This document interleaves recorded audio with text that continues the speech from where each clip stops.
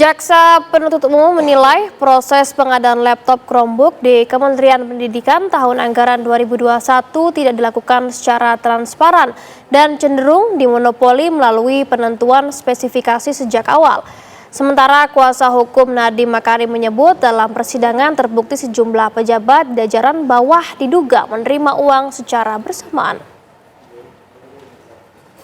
Adalah Jirek dalam slide ya. Benar ya? Jaksa penuntut umum menilai proses pengadaan laptop Chromebook di Kementerian Pendidikan tidak dilakukan secara transparan dan cenderung dimonopoli melalui penentuan spesifikasi sejak awal. Kami mulai. Usai persidangan, Jaksa penuntut umum Roy Riyadi menyampaikan kesimpulan keterangan 3 orang saksi, yakni 2 orang pejabat pembuat komitmen atau PPK serta 1 orang kepala sekolah menengah atas. Menurut Jaksa, dari keterangan saksi terungkap bahwa pengadaan telah diarahkan sejak awal dengan penetapan spesifikasi yang mengarah pada penggunaan sistem operasi Chrome OS. Terkait penentuan harga, Jaksa menegaskan PPK memiliki kewajiban untuk melakukan negosiasi dan pengecekan harga pasar, bukan hanya berdasarkan harga yang tercantum di e-katalog. Biasanya saat sudah mulai eksekusi. Tadi kita sudah mendengar 3 orang saksi dimintai keterangan, yaitu 2 orang PPK dan 1 direktur SMA, mantan direktur SMA.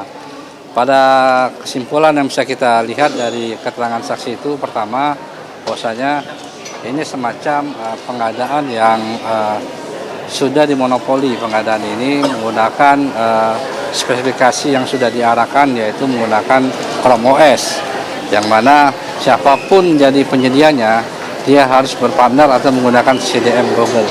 Bahkan dari PPK sendiri mengatakan mereka tidak membuat KAK, dan KAK yang ada adalah untuk SMP KAK yang mengacu pada spek teknis yang dibuat oleh review kajian teknis yang dibuat oleh IBAM yang sudah mengarahkan kepada Chrome OS.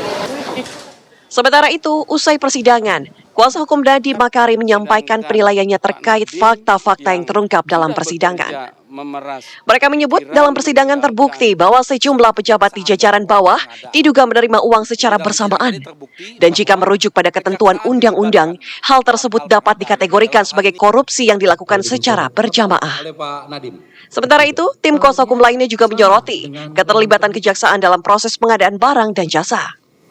Hari ini terbongkar lagi, semakin hari semakin persidangan, semakin bertambah kenyataannya bahwa di jajaran di bawahnya Pak Menteri ke bawah itu sudah lebih dari 50 orang, ternyata mereka kalau meminjam dari istilah undang-undang itu korupsi berjamaah. Karena mereka menerima uang secara bersamaan dan berjamaah. Jadi sepertinya mereka sudah bersama-sama saling mengetahui, karena lebih dari 50 orang. Kementerian atau LKP. Dari Jakarta, Sekar Wanda, Junet, TV One mengabarkan. Justru saya lebih khawatir karena